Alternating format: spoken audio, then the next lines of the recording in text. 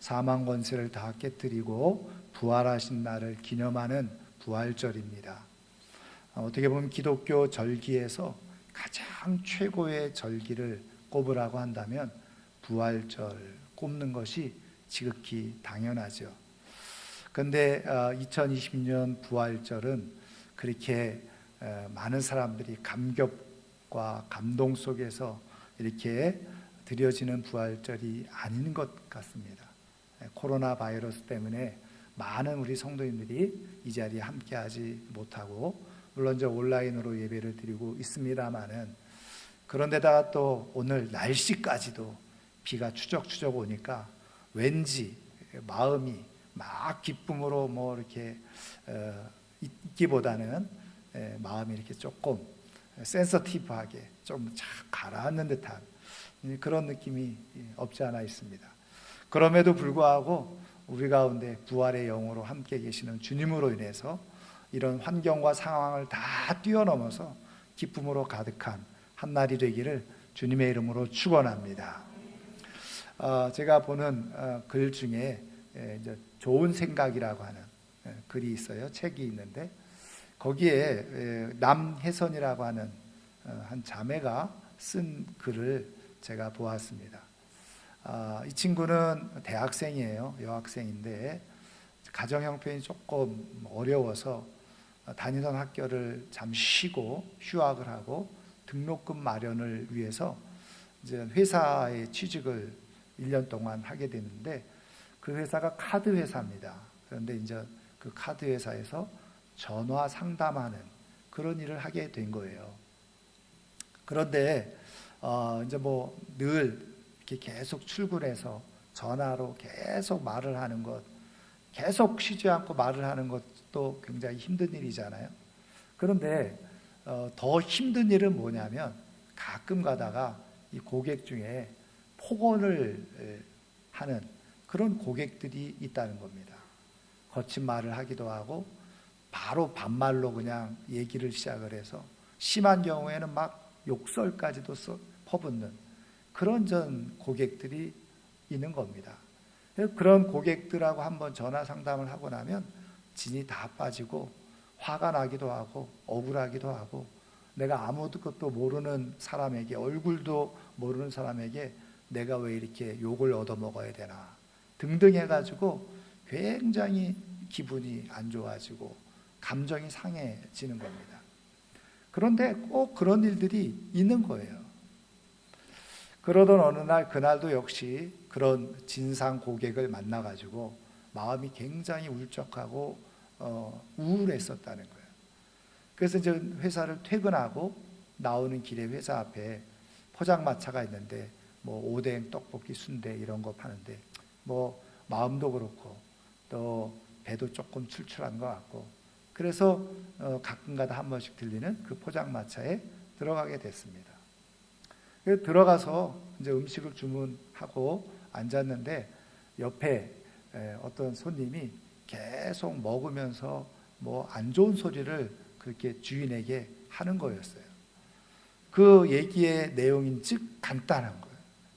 음식 맛이 너무 없다는 거예요. 그러면서 계속 주인한테 타박을 하고 또 심지어는 술을 한 잔 먹었는지 욕도 하면서 음식을 이따위로 만드냐고 그러면서 막 핀잔을 주더라는 거죠. 근데 나이가 좀 들어 보이는 그 주인 아저씨는 연신 고개를 숙이면서 아이고 죄송하다고 미안하다고 그러면서 그렇게 맛이 없으시면 음식값은 받지 않겠다고 그냥 가셔도 된다고 그랬는데 이 사람이 알았다고 그러면서 그냥 가더라는 거예요. 그래서 옆에 보니까 먹을 건 다 처먹었더라는 거죠. 하여튼 그래서 갑자기 그런 모습을 보니까 자기 모습이 떠오른 거예요. 진상 손님을 만나서 그렇게 막 욕을 듣고 했을 때 자기 기분. 그래서 주인 아저씨가 측은하게 느껴지기도 하고 해서 아저씨 괜찮으세요? 이렇게 이제 인사를 했더니 아유 손님들이 뭐 여러 손님들이 오다 보니까 이런 손님 저런 손님 다 있죠. 그래도 아저씨 너무 기분 나빠하지 마세요. 그랬더니 아이 그럼요. 이렇게 아가씨처럼 또 내가 만든 음식을 이렇게 맛있게 먹어주는 그런 손님들도 많이 있고, 또 이렇게 좋은 말로 위로해 주는 손님들이 있기 때문에 내가 이렇게 장사를 계속 해나갈 수 있습니다. 그러면서 고맙다고 떡볶이도 더 주고 이렇게 하더라는 거죠. 근데 그 순간에 번뜩 자기가 떠오르는 생각이 있었다는 거예요. 이 아저씨는 그런 손님들을 만나지만 반대로 더 좋은 손님들의 이야기를 마음에 담고 그런 것들을 이겨가더라는 거죠. 그래서 가만히 자기가 생각을 해보니까 자기의 삶이 이렇게 자꾸 힘들고 우울해지는 게 그렇게 자기를 향해서 욕하는 사람들 때문이 아니라, 자기가 가만히 생각을 해보니까 하루에 만약에 기본 만약에 10통을 전화를 한다 그러면은 보통 8, 9통 전화하는 사람들은 대부분 수고가 많다, 애쓴다, 고맙다 이렇게 잘 해주는 손님들이 거의 대부분이라는 거예요. 근데 자기가 생각해 보니까 그렇게 자기에게 좋게 잘 대응해주는 그런 손님들은 자기가 생각을 못하고 자기에게 나쁜 말 하는 사람들만 자기 가슴에 자꾸 담고 있더라는 거죠. 결국은 내가 다른 사람들에게 욕을 먹어서 내 삶이 우울하고 힘든 게 아니라 오히려 좋은 것은 내가 담지 않고 안 좋은 것만 자꾸 내가 생각하려고 하니까 내 삶이 우울하고 힘든 건 아닌가, 이런 생각을 하면서 반성을 하게 되어졌다는 거죠. 여러분, 사람들은 마음이 있는데 마음에 그릇이 다 있습니다. 근데 중요한 것은 그 그릇에, 마음의 그릇에 무엇을 담느냐 혹은 무엇이 담겨 있느냐에 따라서 삶의 모습이 달라지더라는 거예요. 여러분, 마음의 그릇에 쓰레기가 채워져 있고 쓰레기가 담겨져 있으면 그런 인생은 쓰레기 인생밖에 될 수가 없는, 나쁜 것이 담겨져 있으면 나쁜 것이 나오고 나쁜 모습이 나타날 수밖에 없다는 거죠. 그러니까 반대로 마음의 그릇에 좋은 것이 담겨져 있으면요, 좋은 삶으로 나타나게 되어져요. 하나님은 우리의 인생이 쓰레기 인생이 아니고 우울한 인생이 아니고, 또 우리의 삶 가운데 우리가 살아가는 날 동안에 주님 안에서 아름답고 또 귀한 인생으로 살다가 영원 가운데, 영광 가운데 이르기를 원하는 것, 그것이 우리 하나님 아버지의 마음인 줄 믿습니다. 그래서 하나님은요, 늘 우리의 마음 가운데, 마음의 그릇 가운데 자꾸 좋은 것을 채워주고 싶어 하시는 거예요. 그리고 또 하나님을 아는 사람들은 그 마음의 그릇에 나쁜 것을 채우는 것이 아니라 또 좋은 것을 채우려고 하는 그런 마음을 갖고 삶을 살아가더라는 거예요. 그렇다고 한다면 우리의 삶을 이 땅에 살아가는 동안에 아름답고 그리고 영원한 영광 가운데 후회 없이 주님을 만나기 위해서 주님께서 우리 가운데 마음의 그릇에 채워주고 싶어 하시는 것은 도대체 무엇인가? 그리고 우리가 채워야 될 것은 무엇인가? 오늘 우리에게 주신 말씀 속에서 한번 찾아보려고 하는데요. 자, 오늘 우리가 읽은 말씀은 예수님이 죽으시고 3일째 되는 날 아침에 몇몇 여인들이요, 예수님의 시신에 향품을 바르기 위해서 그게 무덤을 찾아갔다가 그 무덤이 비어있고 예수님이 부활하셨다라고 하는 사실을 알게 되어졌다라고 하는 내용이 담겨져 있는 것이 오늘 우리가 읽은 말씀의 내용입니다. 그런데 이제 여기에 등장하는 이 여인들이 누구냐? 우리가 본문 읽지는 않았지만 10절에 보세요. 10절에 보면 이 여자들은 막달라 마리아와 요한나와 야고보의 모친 마리아라, 이렇게 되어 있어요. 그러니까 기본적으로 3명의 여인이 지금 이 무덤을 향해서 갔다는 거죠. 언제요? 오늘 말씀 1절에 보면 안식 후 첫날 새벽에. 그래서 유대인들의 안식일은 우리가 잘 아는 것처럼 토요일입니다. 그러니까 안식 후 첫 번째 날 새벽이니까 부활이 우리 주일이죠. 그래서 우리가 부활절 연합 예배를 새벽에 같이 했지만 코로나 바이러스 때문에 올해는 하지 못했습니다만은 바로 이날을 얘기하는 거예요. 그래서 사실은 엄밀하게 말하면 우리 구약 성경 유대인들의 안식일과 그리고 우리 기독교에서 지키는 주일하고는 약간 개념이 달라요. 그래서 안식일은 쉬는 날 개념이 있다고 한다면, 안식의 개념이 있다 한다면, 주일은요 부활하신 예수님을 기념하면서 그 구원의 은혜를 감사히 여기고 예배드리는 날이 바로 주일인 거예요. 자, 어쨌든 지금 이날에 새벽에 그 향품을 가지고 이 여인들이 가요. 여러분, 이때 이 여인들의 마음 상태는 어떠했을까요? 충분히 우리가 헤아려 알 수 있죠. 왜요? 그렇게 사랑하던 선생님이 그렇게 모진 고통 속에서 십자가에 처형을 당하시고 죽으시고 무덤에 묻히셨으니 얼마나 마음이 슬프고 답답했겠습니까? 힘든 마음이죠. 굉장히 슬픈 마음이 그들을 지배하고 있었던 거죠. 여러분, 이러한 슬픈 마음을 가지고 있으면 행복합니까? 행복하지 않죠. 지금 이런 마음을 가지고 이 세 여인이 일단 무덤을 향해서 가요. 근데 오늘 말씀에는 사실 구체적으로 기록되어져 있지 않지만 다른 복음서에 보면 이 여인들이 가면서 염려를 또 해요. 어떤 염려를 하냐면 그 예수님이 묻혀있는 무덤이 큰 돌로 이렇게 막혀져 있어요. 그런데다가 거기에다가 봉인을 해놨다고요. 제가 부활이라고 하는 영화를 잠깐 봤더니 아주 생생하게 잘 그것을 묘사해놨는데 뭐냐면 그 병사들이요 돌 무덤 앞에 돌로 크게 탁 가로막아 놓고 그 다음에 주변에다가 큰 못을 박아요. 그리고선 철사 같은 걸로, 쇠사슬 같은 걸로 그 돌무덤을 그냥 탁 문을 그냥 막아 놓는 거예요. 그러니까 꽉 그렇게 닫아놓고 있었던 거죠.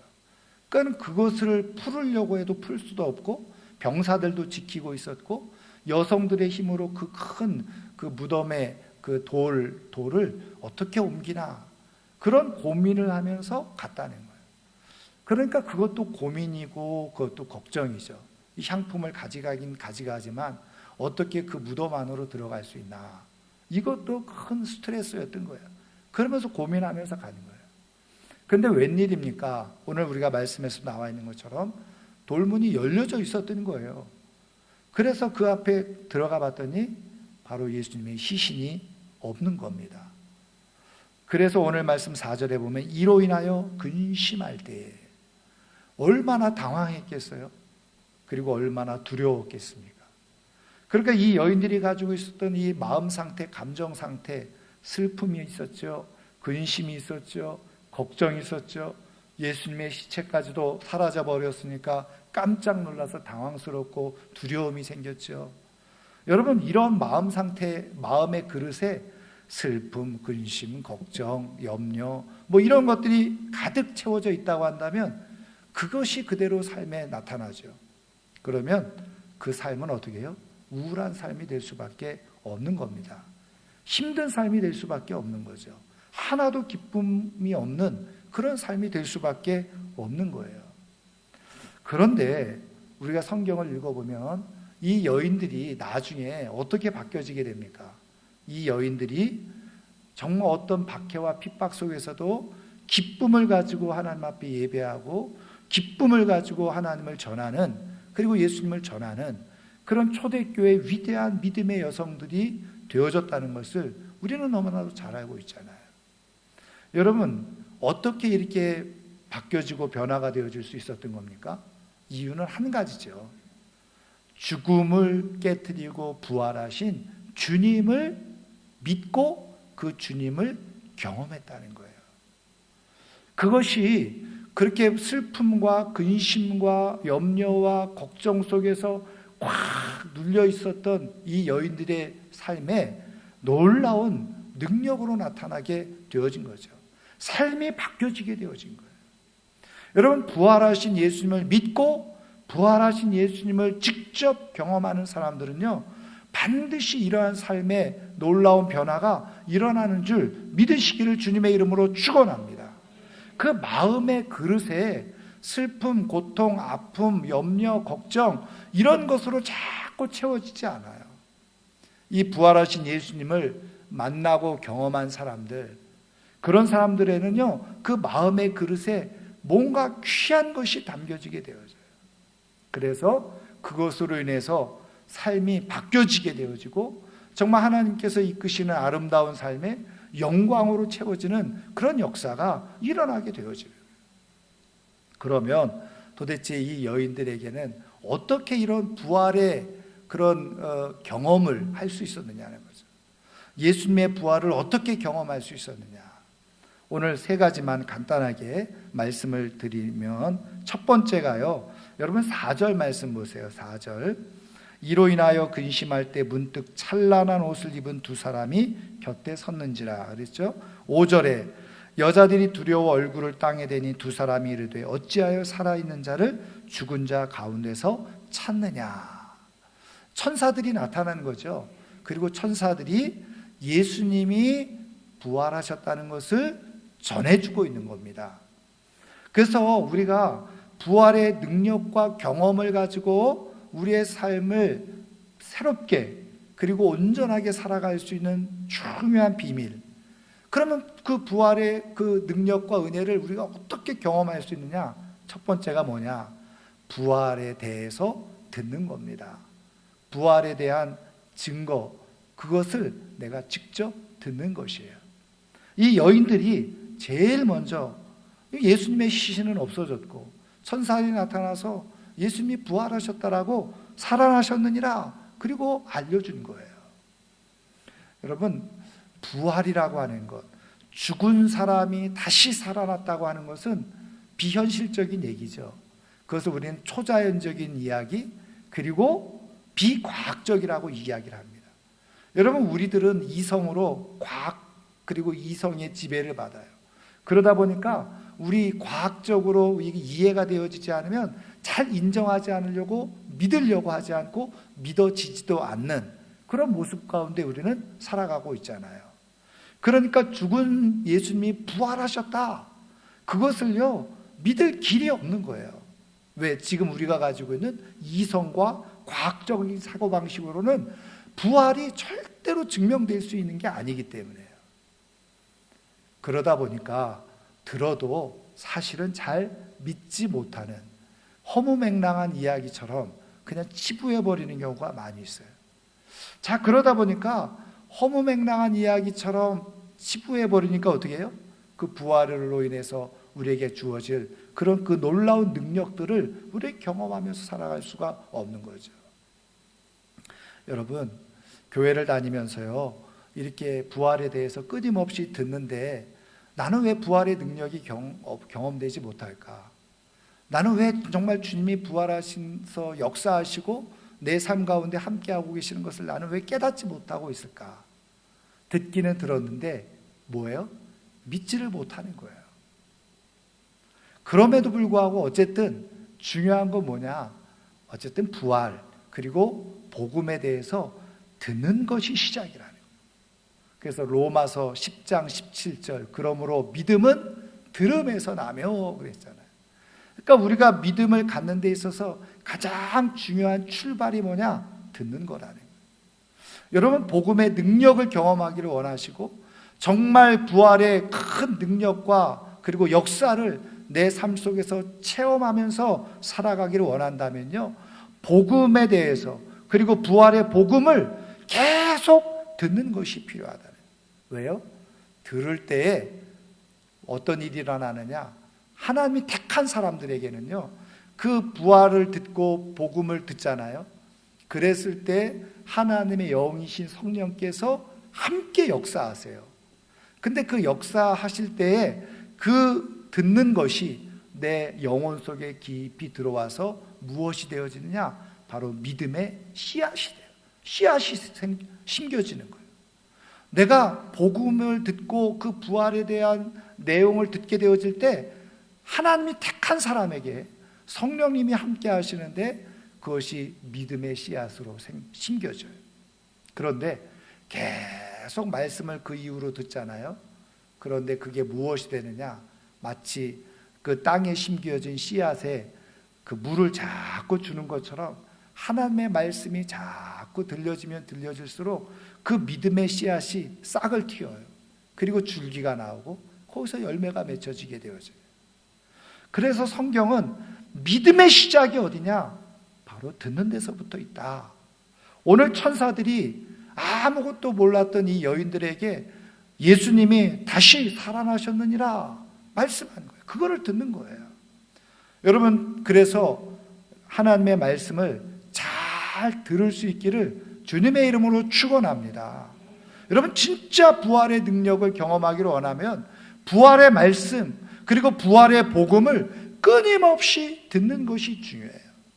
거기서부터 내 믿음이 시작되어지기 때문에 여러분, 우리의 마음의 그릇에 믿음이 시작되어져서 그 마음의 그릇을 점점 믿음으로 채워가기 시작하잖아요.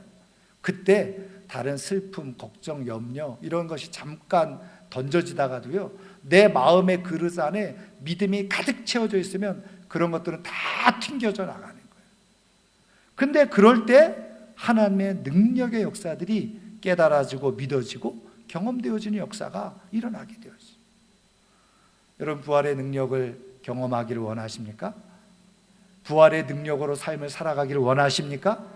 그러면 자꾸 말씀을 듣는 자리에 있으셔야 돼요. 자, 그 다음에 두 번째 보면요, 이 천사들이 뭐라고 얘기합니까? 어찌하여 살아있는 자를 죽은 자 가운데서 찾느냐, 이렇게 반문을 해요. 지금 예수님이 부활하셨는데 지금 이 여인들이 찾아온 것은 어디였어요? 죽은 사람들을 묻어놓는 무덤이었다. 천사들이 하는 말이 왜 살아있는 사람을 죽은 사람들이 묻혀있는 이 무덤에 와서 찾고 있느냐, 이렇게 묻는 거예요. 여러분, 우리 옛말에 엉뚱한 그러한 그 해결책을 찾는 사람들을 향해서 뭐라고 비유해서 얘기합니까? 운물가에 가서 뭘 찾아요? 숭늉 찾는 격이다, 이런 말 하잖아요. 여러분, 숭늉을 찾으려면 어디로 가야 돼요? 부엌으로 가야 되죠. 그 부엌에 가마솥에 가야지 숭늉을 얻을 수 있는 기회라도 있는 거잖아요. 근데 운물가에 가서 숭늉을 찾아요. 그러면 그 숭늉 찾을 수 있다는 겁니까? 없다는 겁니까? 절대로 없다는 거예요. 아무리 운물가를 100군데를 다녀도 그 운물가에서는 절대로 숭늉을 찾을 수가 없는 거예요. 내가 부활의 예수님, 부활하신 주님, 그리고 부활의 능력을 경험하겠다고 그렇게 선포하고 고백하고 마음을 가지면서 전혀 부활의 능력이 나타나지 않는 곳에 우리가 찾아다닌다면 어디서 그 부활의 능력을 경험하겠어요? 여러분, 나는 주님의 부활을 경험하기를 원합니다. 그리고 술집에 앉아있고, 나는 주님의 부활을 경험하기를 원합니다. 그리고 노래방에 가서 앉아있고, 나는 주님의 부활을 경험하기를 원합니다. 그리고 주일날 산에 가고 들에 가고, 그 부활이 경험되어지겠어요? 여러분, 주님의 부활이 경험되어지고 부활의 경험을 할 수 있는 곳은 어디예요? 바로 예배의 자리잖아요. 기도의 자리잖아요. 찬양의 자리잖아요. 왜 거기에 주님이 임하시니까? 그러니까 내가 정말 나도 살아계신 하나님, 부활하신 예수님을 나도 경험하면서 살고 싶다. 그러면 자꾸 어디에 가야 돼요? 살아계시는 현장이 나타나는 곳에 가야 되잖아요. 저는 이 부활절에 정말 다 주님의 부활이 내 부활이 되어지고 주님의 영광이 우리의 영광이 되어지는 경험을 할 수 있기를 주님의 이름으로 축원합니다. 그러기 위해서는요, 하나님 앞에 드려지는 예배를 소중하게 여기고 기도의 자리, 찬양의 자리, 영적으로 깨어있는 자리에 가야지 거기서 부활의 주님을 조금이라도 경험할 수 있는 기회가 생기는 거예요. 여러분, 세상이 참 어지럽죠. 그래서 가볼 곳도 많고 가고 싶은 곳도 많아요. 그러나 우리의 삶의 중심을 다 하나님의 예배의 자리, 기도의 자리, 말씀의 자리를 딱 중심으로 두고 여러분들의 삶을 살아가면요, 언제 어떤 상황 속에서 나타나시고 역사하시는 주님을 반드시 경험하는 은혜가 있게 될 줄 믿으시기를 주님의 이름으로 축원합니다. 그 다음에 마지막으로 보면 이 천사들이 뭐라고 말합니까? 6절 후반절에 보세요. 갈릴리에 계실 때 너희에게 어떻게 말씀하셨는지를 기억하라. 예수님께서 계속 뭘 말씀하셨다는 거예요? 내가 고난을 당하고 3일 만에 죽게 되어지는데 3일 만에 다시 살아나게 될 것이다. 그것을 계속 반복해서 제자들에게 말씀해 주셨거든요. 지금 천사들이 지금 이 여인들에게 야, 너희들이 전에 들었던 말씀 다시 한번 기억해봐, 이렇게 지금 얘기하고 있는 거예요.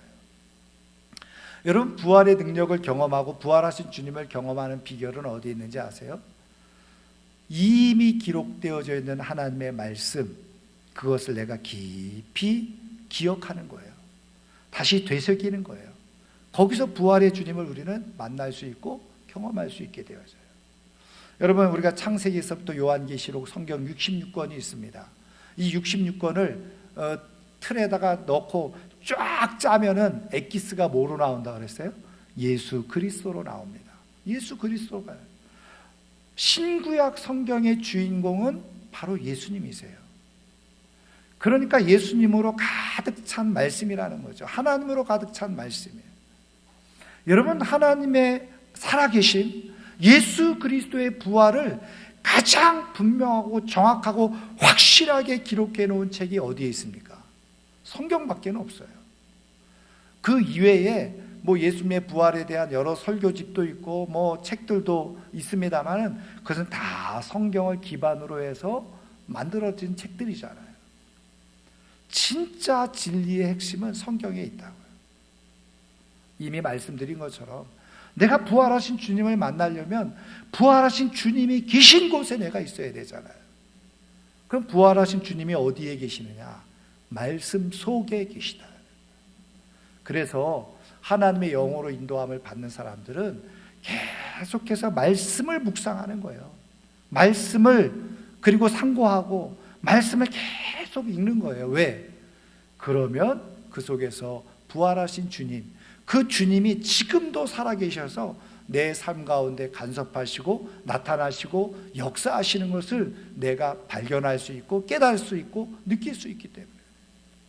여러분, 우리는 종종 부활하신 예수님을 본다, 경험한다, 만난다 이렇게 얘기하니까 마치 짜잔 영화나 그림처럼 부활하신 모습으로 쫙 나타난 것만 자꾸 생각을 해요.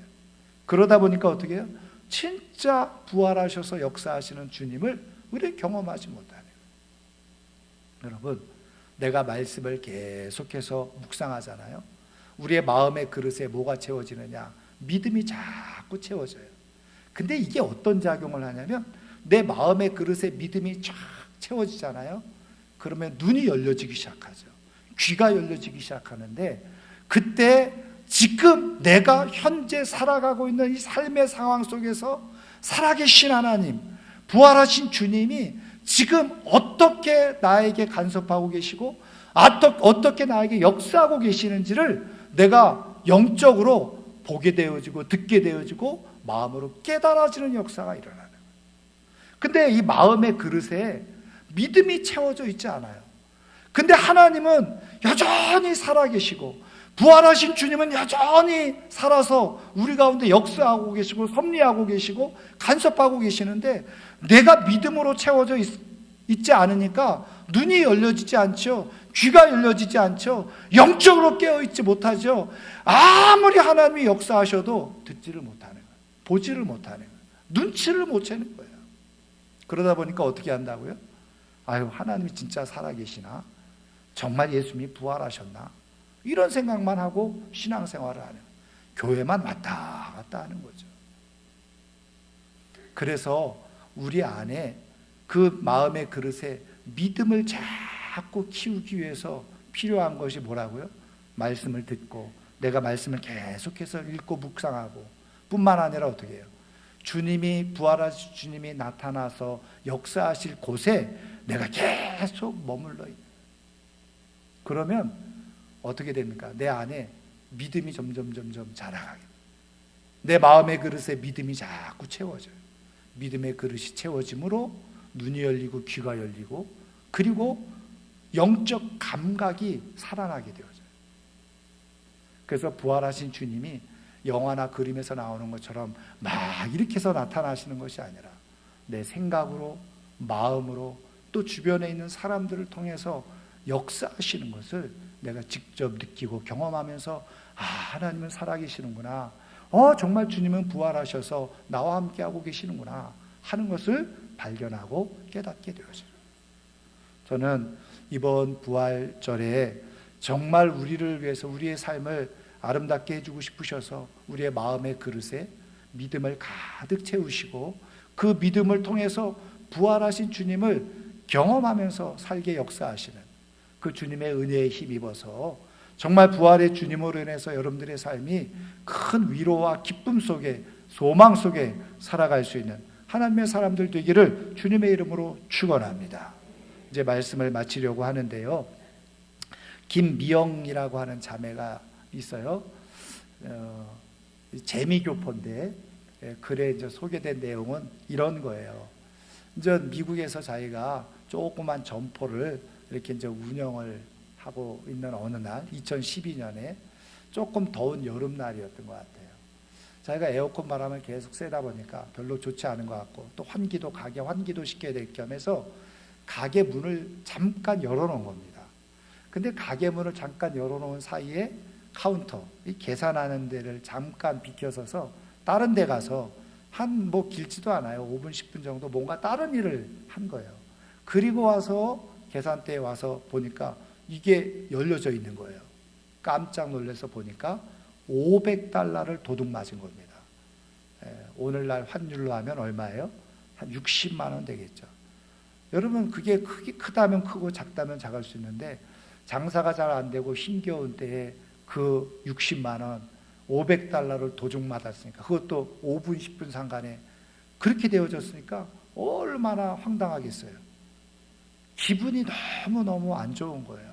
마음이 너무너무 안 좋고 우울하고 내가 왜 문을 열어놨나, 내가 왜 한눈을 팔았나 화가 나기도 하고 그러니까 마음의 그릇에 나쁜 게 자꾸 들어와서 쌓이기 시작하는 거예요.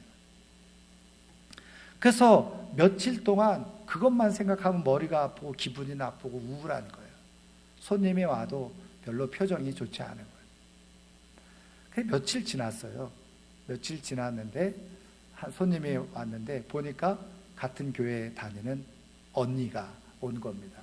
단골 고객인데 그래서 이제 이렇게 물건을 사고 계산하려고 하는데 자기도 모르게 이제 잘 교회에서 아는 언니니까 얘기를 한 거예요.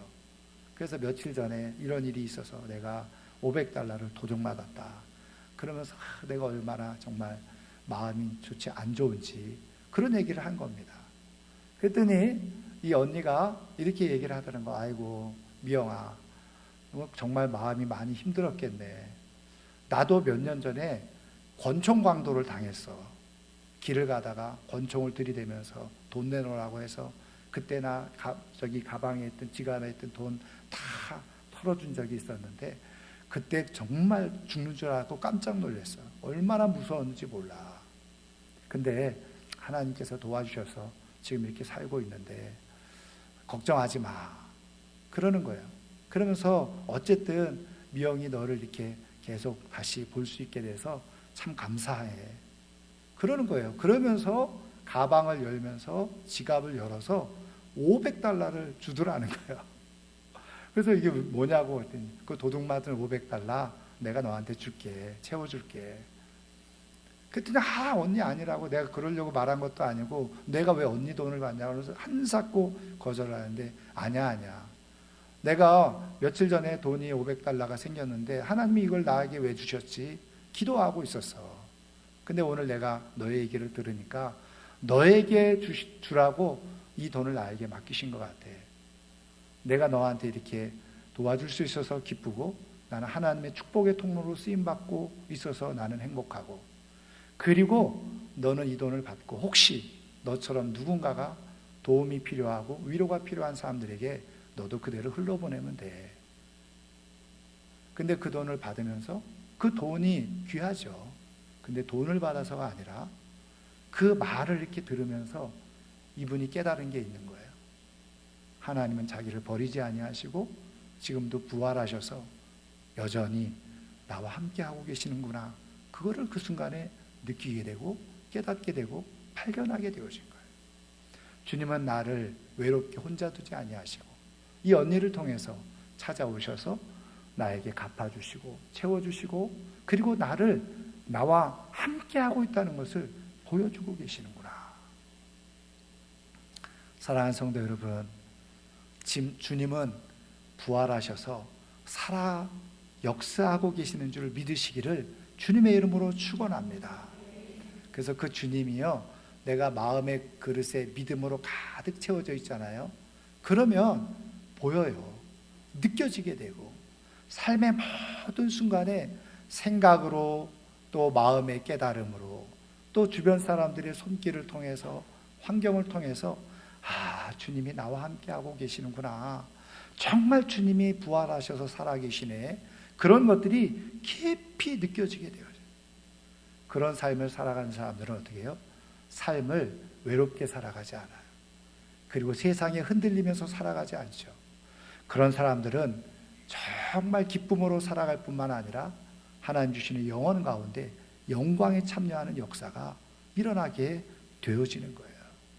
오늘 이 부활절에 다시 한번 분명히 살아계시는 주님 말씀을 통해서, 또 예배를 통해서 계속 경험함으로 말미암아, 믿음이 채워짐으로 말미암아서 내 삶의 모든 상황 속에서 지금도 살아 역사하시는 주님을 경험하는 가운데 부활신앙이 더욱더 확고해지고 든든해지고 풍성케 되어지는 삶이 될 수 있기를 주님의 이름으로 축원합니다. 축원합니다. 오늘 말씀을 생각하면서 우리 함께 찬양하고 한 1, 2분 정도 같이